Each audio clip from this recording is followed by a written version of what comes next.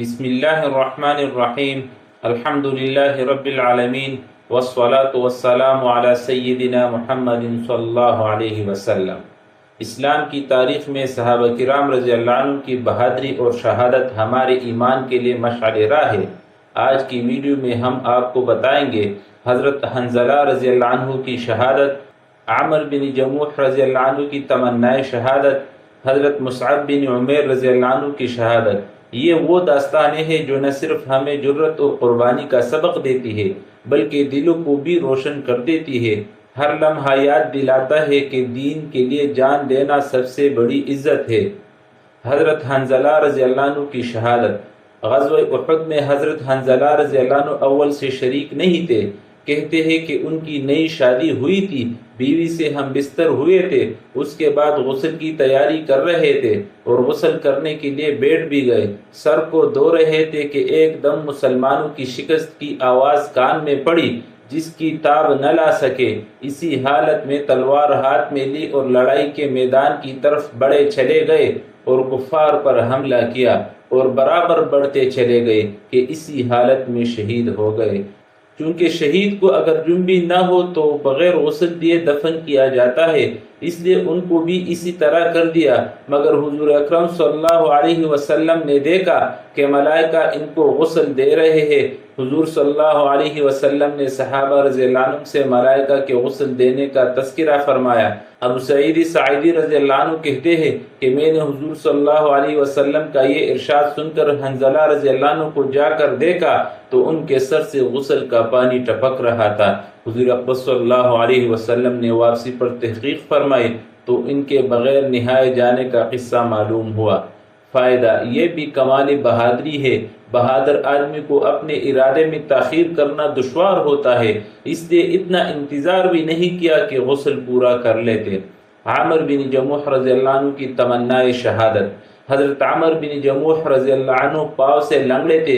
ان کے 4 بیٹے تھے جو اکثر حضور صلی اللہ علیہ وسلم کی خدمت میں بھی حاضر ہوتے اور لڑائی میں شرکت بھی کرتے تھے۔ غزوہ احد میں عامر بن جموح رضی اللہ عنہ کو بھی شوق پیدا ہوا کہ میں بھی جاؤں۔ لوگوں نے کہا کہ تم معذور ہو، لنگڑے پن کی وجہ سے چلنا دشوار ہے۔ انہوں نے فرمایا کیسی بری بات ہے کہ میرے بیٹے تو جنت میں جائے اور میں رہ جاؤں۔ بیوی نے بھی ابارنے کے لیے طعنے کے طور پر کہا کہ میں تو دیکھ رہی ہوں کہ وہ لڑائی سے بھاگ کر لوٹ آیا۔ عامر رضی اللہ عنہ نے یہ سن کر ہتھیار لیے اور قبلے کی طرف منہ کر کے دعا کی، اللہم لا تردنی الی اہلی، اے اللہ مجھے اپنے اہل کی طرف نہ لوٹائیو۔ اس کے بعد حضور صلی اللہ علیہ وسلم کی خدمت میں حاضر ہوئے اور اپنی قوم کے منع کرنے کا اور اپنی خواہش کا اظہار کیا اور کہا کہ میں امید کرتا ہوں کہ اپنے لنگڑے پیر سے جنت میں چلوں پھروں۔ حضور صلی اللہ علیہ وسلم نے فرمایا کہ اللہ نے تم کو معذور کیا ہے تو نہ جانے میں کیا حرج ہے۔ انہوں نے پھر خواہش کی تو آپ صلی اللہ علیہ وسلم نے اجازت دے دی۔ ابو طلحہ رضی اللہ عنہ کہتے ہیں کہ میں نے عمر کو لڑائی میں دیکھا کہ اکڑتے ہوئے جاتے تھے اور کہتے تھے کہ خدا کی قسم میں جنت کا مشتاق ہوں۔ ان کا ایک بیٹا بھی ان کے پیچھے دوڑا ہوا جاتا تھا۔ دونوں لڑتے رہے حتیٰ کہ دونوں شہید ہوئے۔ ان کی بیوی اپنے خاوند اور بیٹی کی نعش کو اونٹ پر لاد کر دفن کے لیے مدینہ لانے لگی تو وہ اونٹ بیٹھ گیا۔ بڑی دقت سے اس کو مار کر اٹھایا اور مدینے لانے کی کوشش کی مگر وہ احد ہی کی طرف منہ کرتا تھا۔ ان کی بیوی نے حضور صلی اللہ علیہ وسلم سے ذکر کیا۔ آپ صلی اللہ علیہ وسلم نے فرمایا کہ اونٹ کو یہی حکم ہے۔ کیا عامر چلتے ہوئے کچھ کہہ کر گئے تھے؟ انہوں نے عرض کیا کہ قبلے کی طرف منہ کر کے یہ دعا کی تھی، اللہم لا تردنی الی اہلی۔ آپ صلی اللہ علیہ وسلم نے فرمایا اسی وجہ سے یہ اونٹ اس طرف نہیں جاتا۔ فائدہ اسی کا نام ہے جنت کا شوق اور یہی ہے وہ سچا عشق اللہ کا اور اس کے رسول صلی اللہ علیہ وسلم کا، جس کی وجہ سے صحابہ رضی اللہ عنہم کہاں سے کہاں پہنچ گئے کہ ان کے جذبے مرنے کے بعد بھی ویسے ہی رہتے۔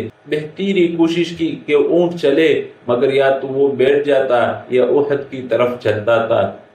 حضرت مصعب بن عمیر رضی اللہ عنہ کی شہادت۔ حضرت مصعب بن عمیر رضی اللہ عنہ اسلام لانے سے پہلے بڑے ناز کے پلے ہوئے اور مالدار لڑکوں میں تھے۔ ان کے باپ ان کے لیے 200 درہم کا جوڑا خرید کر پہناتے تھے۔ نوعمر تھے، بہت زیادہ ناز و نعمت میں پرورش پاتے تھے۔ اسلام کی شروع ہی زمانے میں گھر والوں سے چھپ کر مسلمان ہو گئے اور اسی حالت میں رہتے۔ کسی نے ان کے گھر والوں کو بھی خبر کر دی، انہوں نے ان کو باندھ کر قید کر دیا۔ کچھ روز اسی حالت میں گزرے اور جب موقع ملا تو چھپ کر بھاگ گئے، اور جو لوگ حبشہ کی ہجرت کر رہے تھے ان کے ساتھ ہجرت کر کے چلے گئے۔ وہاں سے واپس آ کر مدینہ منورہ کی ہجرت فرمائی اور زہد و فقر کی زندگی بسر کرنے لگے، اور ایسی تنگی کی حالت تھی کہ ایک مرتبہ حضور اقدس صلی اللہ علیہ وسلم تشریف فرماتے، حضرت مصعب رضی اللہ عنہ سامنے سے گزرے۔ ان کے پاس صرف ایک چادر تھی جو کئی جگہ سے پھٹی ہوئی تھی، اور ایک جگہ بجائے کپڑے کے چمڑے کا پیوند لگا ہوا تھا۔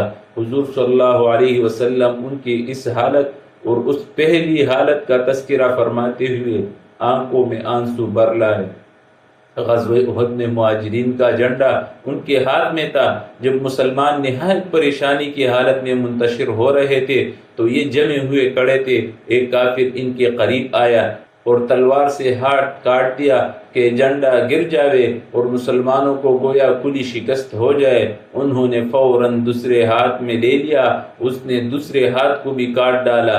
انہوں نے دونوں بازو کو جوڑ کر سینے سے جھنڈے کو چمٹا لیا کہ گرے نہیں۔ اس نے ان کو تیر مارا جس سے شہید ہو گئے، مگر زندگی میں جھنڈے کو نہ گرنے دیا۔ اس کے بعد جھنڈا گرا جس کو فوراً دوسرے شخص نے اٹھا لیا۔ جب ان کو دفن کرنے کی نوبت آئی تو صرف ایک چادر ان کے پاس تھی جو پورے بدن پر نہیں آتی تھی۔ اگر سر کی طرف سے ڈھانکا جاتا تو پاؤں کھل جاتے، اور پاؤں کی طرف کی جاتی تو سر کھل جاتا۔ حضور صلی اللہ علیہ وسلم نے ارشاد فرمایا کہ چادر کو سر کی جانب کر دیا جائے اور پاؤں پر اسخر کے پتے ڈال دیے جائے۔ فائدہ: یہ آخری زندگی ہے اس نازک اور نازوں سے پلے ہوئے کی جو 200 درہم کا جوڑا پہنتا تھا کہ آج اس کو کفن کی ایک چادر بھی پوری نہیں ملتی، اور اس پر ہمت یہ کہ زندگی میں جھنڈا نہ گرنے دیا۔ دونوں ہاتھ کٹ گئے مگر پھر بھی اس کو نہ چھوڑا۔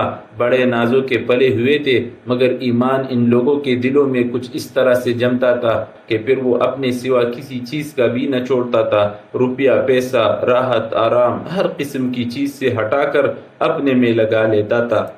صحابہ کرام رضی اللہ عنہم کی یہ بہادری اور شہادتیں ہمیں یہ سبق دیتی ہے کہ حقیقی قربانی اور ایمان کی راہ میں حوصلہ سب سے بڑی طاقت ہے۔ آپ کے خیال میں آج کے دور میں ہم صحابہ کرام رضی اللہ عنہم کی قربانی سے کیا سبق سیکھ سکتے ہیں؟ اپنے خیالات نیچے کمنٹ میں لکھیں، اور چینل ترجمان الکتاب کو لائک اور سبسکرائب کرنا مت بھولیے۔ جزاکم اللہ خیر، والسلام علیکم ورحمۃ اللہ وبرکاتہ۔